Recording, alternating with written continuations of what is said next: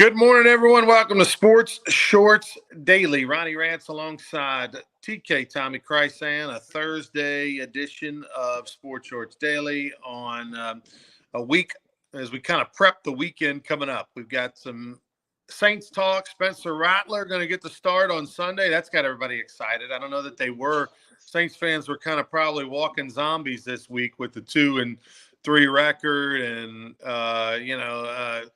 Carr out for a number of weeks. And the way things are trending, the Saints are beat up. They're not looking like they're going to. All of a sudden, now there's some juice, some energy, and some anticipation and excitement. Yeah, you take it on your rival, the Tampa Bay Bucks, on Sunday. So much on that game, on the line, relative to trying to stay relevant. Just 6 games into a 17-game season, but beyond that, a lot of juice now with Spencer Rattler getting a start. A lot of people were hoping he would be the future of this program. Maybe he's getting an opportunity to start probably a little before he's ready, but nonetheless, here we are. So that'll be exciting on Sunday. The Saints a 3.5-point underdog at home against the Bucks.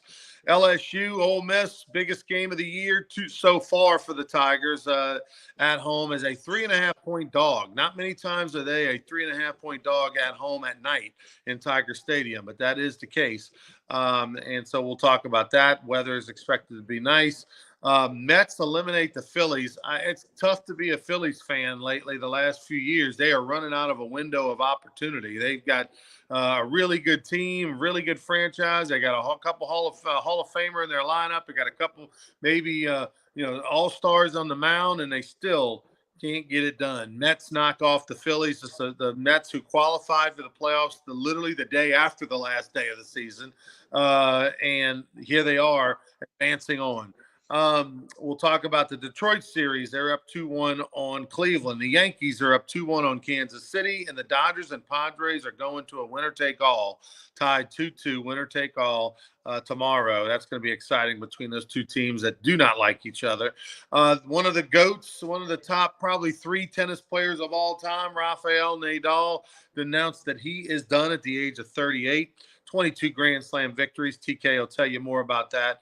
And then lastly, prayers to those in Florida. My goodness, Katrina coming up on 20 years next year, 20-year anniversary of Katrina.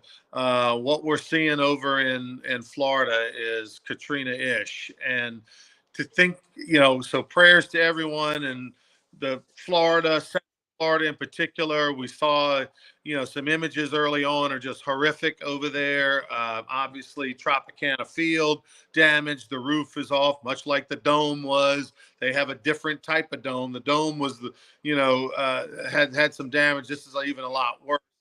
And the other thing, Tommy, is we forget this is just a couple weeks removed from a previous hurricane that came over there and did some damage. This is much worse. And the thing that I think about is all the debris. Think about when the floods happen and hurricanes happen and how you pile up the debris on the street corners. And a lot of times that stuff doesn't get picked up for 2 months or 3 months. Well, here we are. Debris on top of 100-mile-an-hour winds.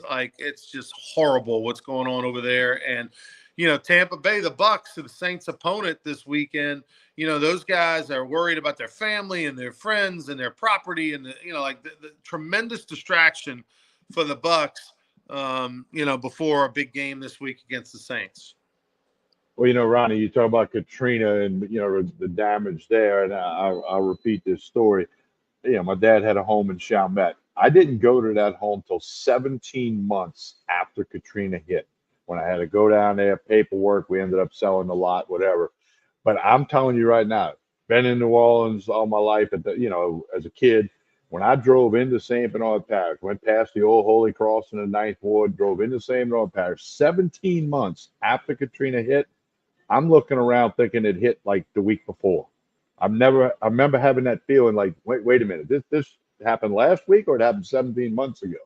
Obviously, it was 17 months ago. So those folks in Florida, many people say they're not fully recovered from Katrina. They're probably more than halfway recovered in the city, if you will. But, they're looking at a decade or longer. And then when you look at Tropicana Field, can the Rays play there next year?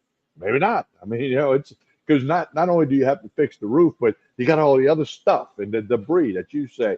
I mean, it's Mother Nature can be fierce and vicious, and that's the case here. And I got a lot of friends in Florida. Some of them got out of there. Some of them good buddies a lot of people who watch this show in the Jacksonville, Florida area. They didn't feel much of anything, just a thunderstorm and a little bit of wind, because it was south of them when it went through the state of Florida. So tough times on them people. Prayers to all of them involved, and they've got a decade or more of trying to regather things and family and friends and property. I mean, it's awful, and we know exactly what it means. I do, because of Katrina, what it did to my father's home and so many people that I know in St. Bernard Parish in New Orleans. And then, of course, we had the flood in Baton Rouge, 7, 8 years ago. I mean, we know what it feels like because we've been there, done that, but it doesn't make it any better for those folks. I mean, this is change that community forever, right? You're going to have some people that are going to leave the community and never come back.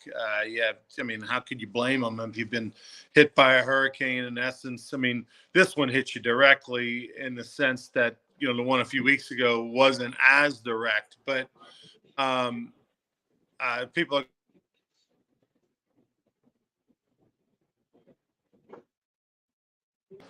And you probably don't blame them, Tommy. For some of those folks that decide to leave, you probably don't blame them. I mean, there's a lot of people that are going to be in shock, going to be PTSD. They're going to need, this is just going to be a traumatic situation for Central. And oh, by the way, I haven't seen images yet coming out of Orlando. We think of Orlando as sort of being protected because it's in the middle of the state. Keeping in mind, Florida's not very wide from left to right in the middle of that state. But, everybody's been to Disney World and Universal Studios and obviously LSU's played in Orlando many times. I mean, folks, if you don't live there, you're very familiar with Orlando. They had 100-mile-an-hour winds, so it's going to be devastating to see all the images that are going to be coming out of that part of the region.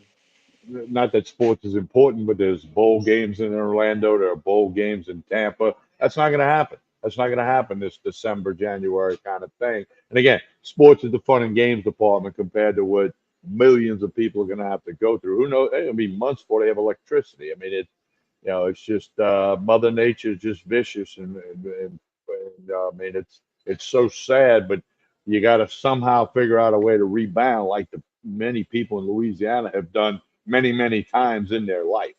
Well, tying it into sports, since obviously we talk sports here in Sports Shorts, Tropicana Field, for example, where the Rays play, they're already going to be building a new stadium. This is going to give them probably the impetus to build it faster. If they can build it faster. What's that? If they can build it faster, can you get supplies? Can you get workers? Right, but I mean, like, the project, there's still a lot of, hey, it's on the books and this is happening, and like now it's going to be a sense of urgency for folks to get together to make sure everything moves as quick as it possibly can. Before they had the out that Tropicana Field was there, and hey, if it takes an extra year, another time, or hey, we can't. But hey, the worst, kind of in a funny note is the worst thing that. Maybe one of the better things that could happen for the Rays is the roof get blown off that thing. I mean, Tropicana Field's horrible. It's the worst stadium in the whole league. Maybe they just play with no roof the next couple of years. I don't know, but it's horrific. Our hearts go out to everyone, and talking about the Saints and Bucks, man. What a tremendous distraction, especially for players that aren't from Florida, right? Most of these players aren't from Tampa. They haven't been through hurricanes, and now they've been through worrying about two of them in the last couple of weeks, and their families and the stress of that. Should we evacuate and move, and what should we do, and where should we go? And when you're not from the Gulf Coast, when you're from the Gulf Coast, you just kind of wear these hurricanes. You know what I mean? You get used to them. The idea, the preparation. Well, it's going to turn a little right. It's going to turn a little left. Let's not freak out. Well, they're not from there, and the PTSD involved, and the stress involved, the distraction involved is real. And so these players are are feeling it. Remember, the Saints went and played for a year on the road and in San Antonio and Baton Rouge, after Katrina. That's what the Bucks might be facing. Who knows what Tampa Stadium situation looks like at, the old Raymond James. So there's just a lot to digest in the next 24 to 48 hours over there in the middle of Orlando, and our hearts go out to them. Now, I got to be honest, Tommy. When I heard the news, Spencer Rattler starting at quarterback for the Saints, I'm fired up. I mean, like, I was not looking forward to Sunday. Sure, I was going to go and watch the game and all that. And it's still early in the season. They're only 2-3, but I didn't have a lot of belief in Hainer, and the Saints were still banged up, and it was just kind of like, okay, I'm gonna go support my team. It's NFL football. It's the Saints. Yeah, I want to believe, but not really. I don't know what my expectations should be with Spencer Rattler at quarterback, but I know I'm excited to find out. Well, it's his chance to show he is the quarterback of the future. Okay, and the game's at home, so if he does some good things, the crowd's going to get behind him. His teammates are going to get behind him, all that stuff. And to me, he's more of a NFL quarterback than Hainer. What we saw in the preseason, what he did in college, at Oklahoma, at South Carolina. I mean, I just think he's just more ready for this. And obviously, Dennis Allen thinks he said it. He said this guy gives us the best chance to win, and that's what it's all about, is winning. So I think that, and the fact that it's at home, I think that played a role, that he could get this start at home. Where he's been more than he's been in other stadiums, although he hasn't been there a lot. And I think the crowd will get behind him. And they want him to succeed. It's an important game for the Saints in the NFC South and in the NFL. So I like it.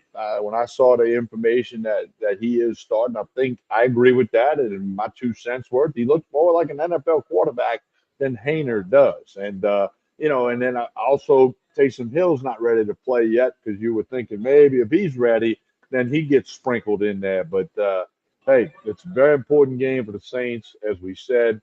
Very important game for the Bucks, and it should be a good one. And we'll just see what happens. Now, the defensive coordinator for the Bucks is known for his defensive schemes and his disguising of looks, and it looks like it's this, the ball's snapped, it's something else. That's going to be a test for Rattler to do that. I like the fact that he can move a lot better than Hainer, and certainly a lot better than Derek Carr. That may help a little bit. And, we'll see what happens. But I was encouraged by the news, and he's the quarterback. So Saints fans, Saints players, that's your guy for this week, and hopefully for a long time. If anything, the bar, if you're a guy like Spencer Rattler is known to have tremendous confidence. If you followed this young man since high school, a lack of confidence does not exist for him. And when you look around, what Stroud has done and Daniels has done in the last 2 years, he's got in his mind, he puts himself probably in those same categories. Those are players he knows. Those are players that he's, met over the years. And he probably thinks of himself on those same terms, and has to have that success that they have had as rookies. It's got to give him confidence to have that success. It's and right or wrong. And look, he's going to make mistakes. He's going to throw picks. I mean, if you think he's going to have a clean play sheet, you're probably smoking something. But I agree with the fact that he's got more juice for the fans. He's got more for that team. He can push the. He's got more explosiveness opportunity, whereas Hainer is probably more of a safer choice. And I think with Shaheed and the way that, to try to get some big plays, you need a guy ready to take a shot down the field, got a big time arm, and that's him. He at least scares the defense with that ability. Whereas Hainer maybe not as much. So excited to see. Like I said, I think we're popping that wine before it's time. I don't like the fact that 6 games in to his rookie season, he's getting the start, especially against a team that's pretty good. Don't love where he's at, but at the same time, here we are. I like it better than Hainer. Now the Saints are a 3.5-point dog. I honestly, there's nothing that justifies betting on the Saints unless you're just a Go Tiger fan. This is a situation where they are banged up. They lack offensive firepower over the last 3 weeks. It's not going to shouldn't get any better with a rookie quarterback. They still don't have Taysom Hill. They still have a couple offensive linemen that are banged up. So therefore, why would you take the Saints unless you just simply want to be a go Saints fan? Where I do like is LSU plus 3.5 this week at home against Yes, I like that spot. Nighttime game, week off to prepare, to get healthy, to scheme, to probably show them Ole Miss wise a few things they haven't seen. That's what you usually do when you got 2 weeks to prepare for a game, especially on the defensive side of the ball. They can give Ole Miss some different looks and get a chance to work on things without Perkins in the mix. You got an opportunity to put in something different. So I like LSU in this opportunity. Well, Brian Kelly's record in Tiger Stadium on a Saturday night is pretty sporty.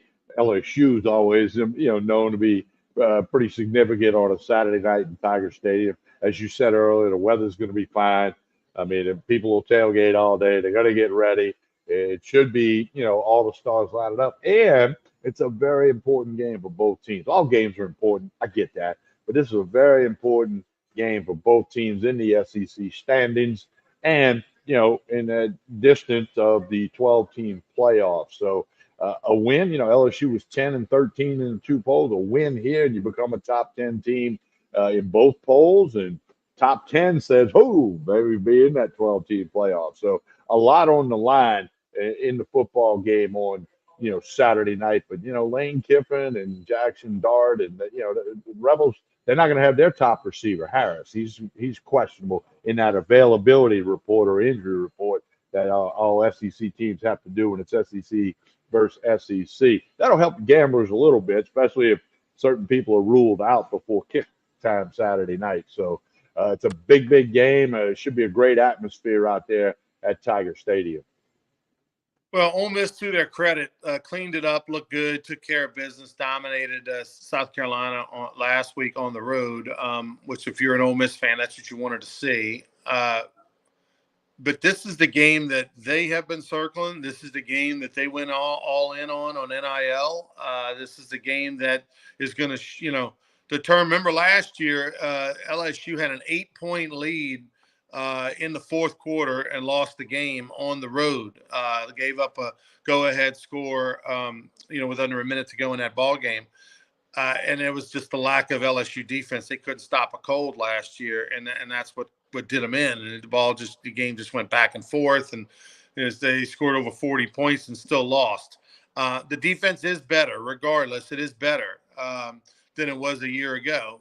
And maybe their offense isn't as good as it was a year ago. I don't know. But I fully expect this one to be a ping pong game, and I expect it to be high scoring. Will it get to 52-48 or anything like that? I don't think so. But I think there's probably just enough of a hitch in their giddy up offensively. Probably, from a couple of weeks ago. I love the fact that LSU gets 2 weeks to prepare for this game. It is a night game. Nussmeier getting a lot of love. I mean, I saw, some mock drafts had him going, top 15 picks in the first round in those mock drafts. I mean, so he's, playing with a lot of confidence, playing well. This is his opportunity. Lots made about Dart going into the season, Heisman candidate, all that stuff. This is an opportunity for Nussmeier to show the world, hey, don't talk about me, not him. It's one of the top matchups of the weekend, so it will have a lot of attention. Over and under 61.5. My early thought on that is it's going to go over that number. Okay. Yeah. 61.5, that means if it's 33-30, you're over, obviously.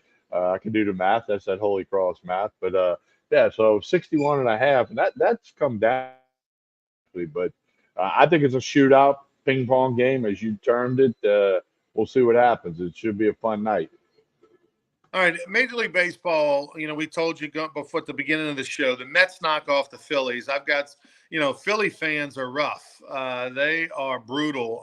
They're going to start to turn on these Phillies. I mean, they're one of these teams year in and year out, getting it to the dance, just not getting those World Series titles that they want. This was a really good Phillies team preseason. It had all the expectations, and yet the Mets, get it done.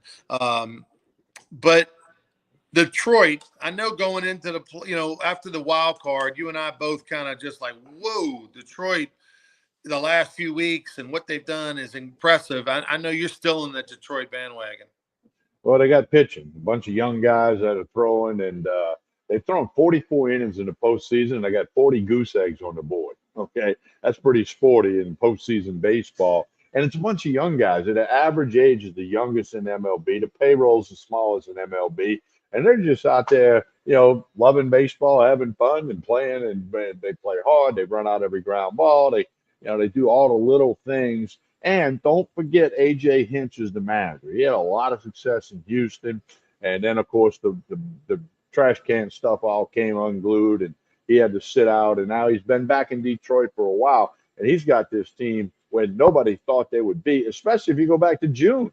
Yeah, they were 10, 12 games out of the playoff picture, a couple of months ago. And they got hot at the right time, and they've stayed hot here in the postseason. Now, and Cleveland is, it went south a little bit, and that Detroit can wrap it up at home today. I'd look for that to happen in Detroit. Their fans are going nuts. They're waving the orange towels. I mean, it's quite the atmosphere. Is the best pitcher in baseball right now, the ace lefty for Detroit. What he's doing and the confidence he's pitching with and everything is incredible. When you got a donkey like that on the bump, anything's possible. He's a guy who, anytime he gets anytime he gets the ball in his hand, it is, you got to bet him. And that's where they're at right now. AJ Hinch, I don't know. I would love to watch the 30 for 30 one day on the Astros cheating scandal, 20 years from now when players, somebody decides to tell you really what was going on, really what was the system and all that. I'd love to know, what AJ Hinch knew, didn't know, all that kind of stuff. But being a guy who's been in a dugout many, many times, there's no way he didn't know everything. There's no way what was that trash can sound? There's no way he didn't know if his hitter had a buzzer or anything like that.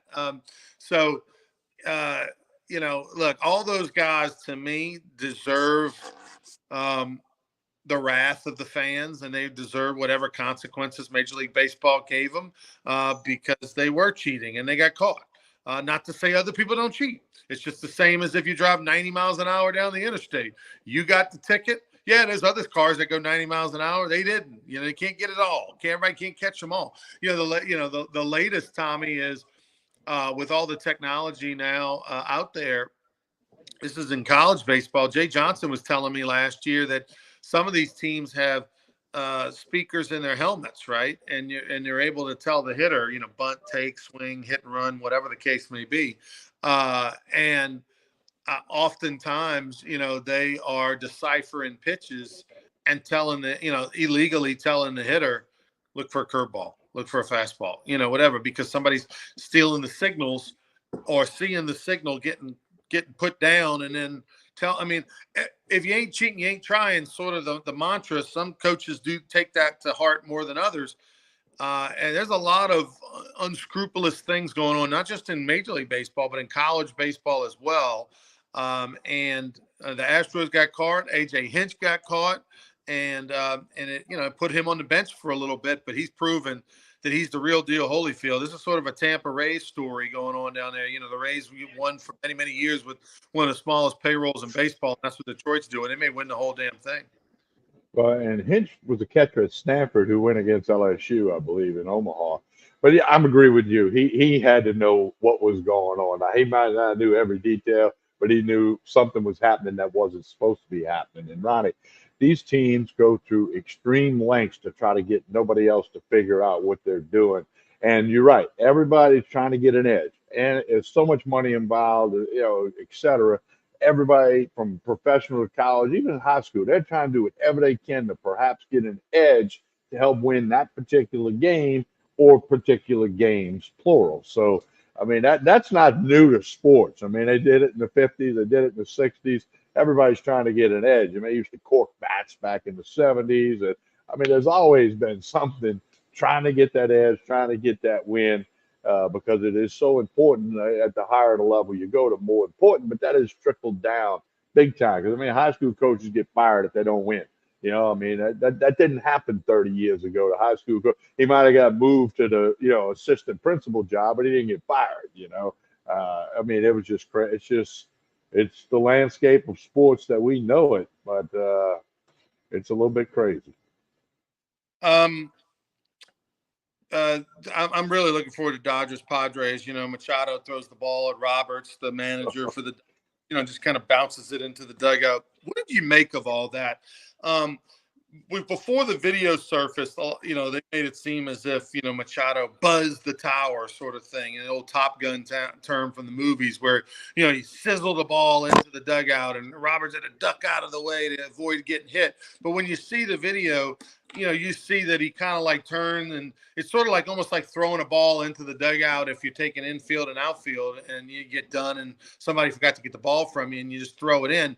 It probably bounced 3 times at least before it even got to the dugout. But inappropriate? Yes. But was it playful? Was he, what's your takeaway of it all? Well, they made way more out of it than it was, in my opinion, once you saw the video. And look, you don't know what kind of chirping and barking's coming out of that dugout at Machado. Keep in mind, he played a year for the Dodgers, okay?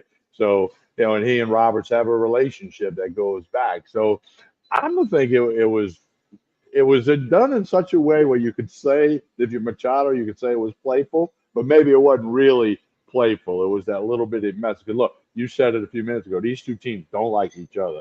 The fans don't like the other team. I mean, it's a rivalry, which you don't have a lot in Major League Baseball. Rivalries like this one, and now they go to a game 5, which the winner will go to the league championship series. So I think they made more out of it than it is and it was, and I don't think it's going to have an effect. They got to go back to LA for Game 5. Those fans are going to elevate their raucousness to get ready for this, and there'll be a lot on the line. It's not Game 7, but it's Game 5 with the same meaning.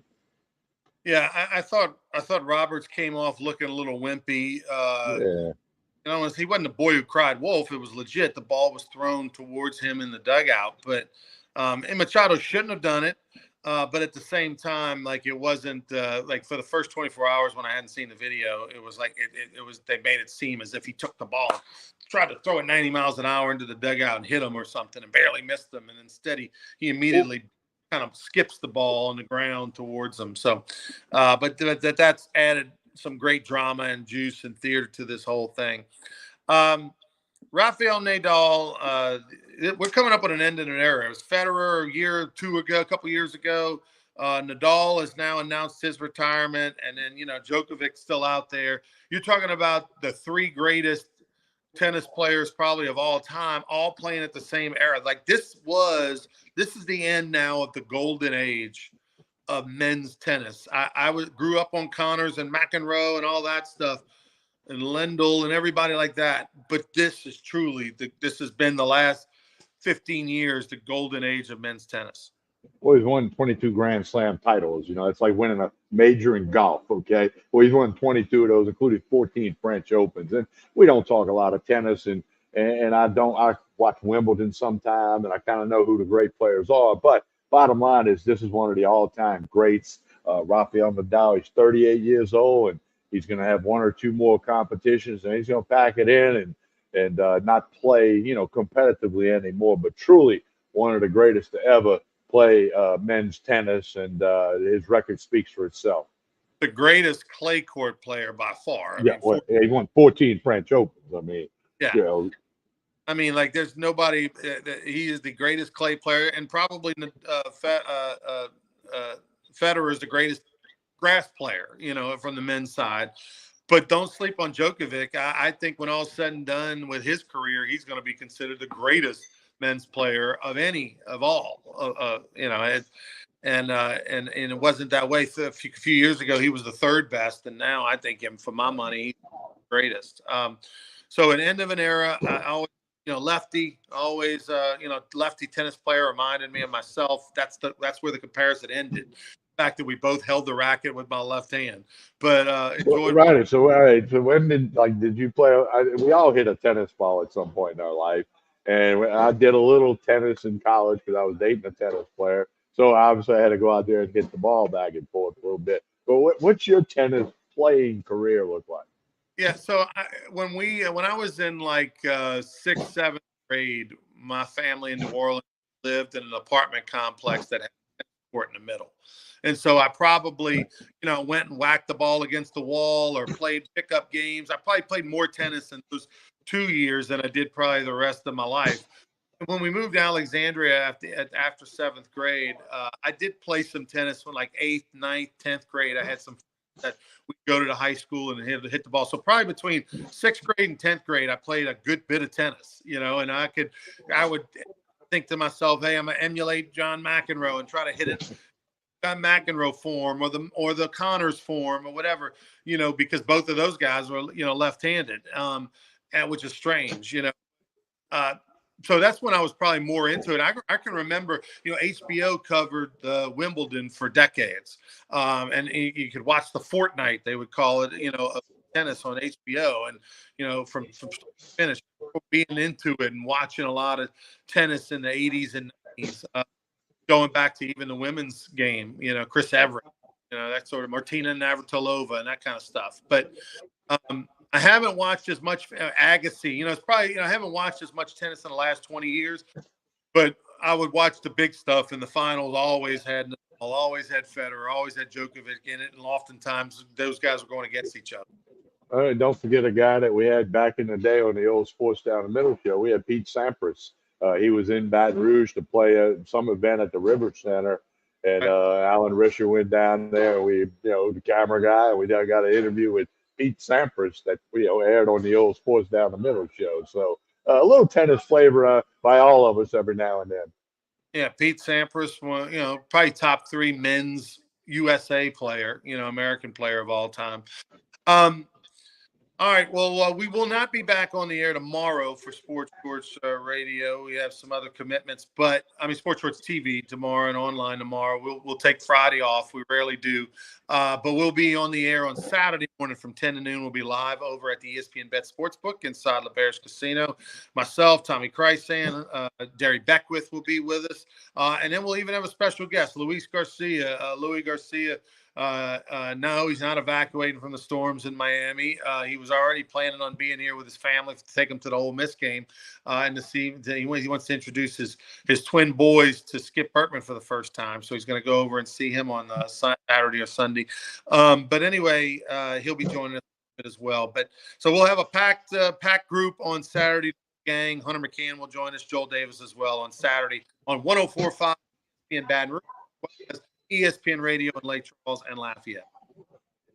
I'd say looking forward to Saturday. It'll be a fun game. Get everybody ready. It'll be a great atmosphere at LeBear's at the sports book and the Edge Lounge all weekend. So we look forward to that on Saturday. Check us out, Baton Rouge, Lake Charles, Lafayette. Get the app. You don't want to miss it. And we'll get you all ready set for the weekend stuff. All right. For Tommy Krysan, I'm Ronnie Rance. TK, tell us about Ronnie's on the way out and prayers to Florida. Everything you need for all your tailgating, high school, LSU game, Southern game, Saints, people coming to your house. They got it all right here at Tremonti's Meat and Seafood. Stop by. You'll be amazed at all the things they have in here. As we always say, like and share this show. We appreciate that very much. We'll talk to you again Monday from Court Street Cafe in